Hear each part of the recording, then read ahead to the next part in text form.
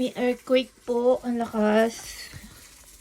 Nagluluto pa naman ako ng pagkain ko. Ayan, bumaksak ko yung plato. Biglang tumunog yung earthquake. Ayan, sipangad ko pa naman. Malakas yung ano, pero ngayon wala naman na. Medyo nahilo lang ako pag tayo ko. Tinignan ko yung cellphone ko. Tinig ko yung cellphone ko po. Yan.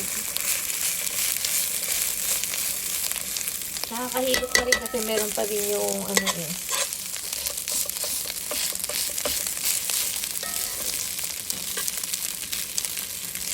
Sinangad ko na dito to sa ano, mini burger at saka hotdog yung aking ano, kainin. Para mamayang gabi, hindi na ako kain.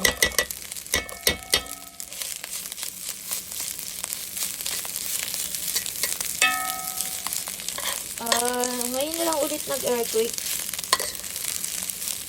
Ayun.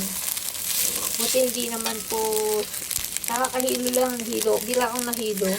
Kasi pag tayo ko, nandito ako sa kusina, ito inano. Biglang tumunog yung cellphone ko, earthquake nga daw. Tapos umupo ako. Ayun, pag tayo ko, nahilo ako. Naalala ko, biglang nahulog yung plato. Ayun, tapos na. God bless. Sana hindi na lumakas to. Ako yung nahihilo. Kailangan ko na po umupo. Ayun. Please subscribe my channel, James Vicente. Ayan po. Paki-subscribe na lang po ang aking channel. Tamang-tama naman nag-earthquake.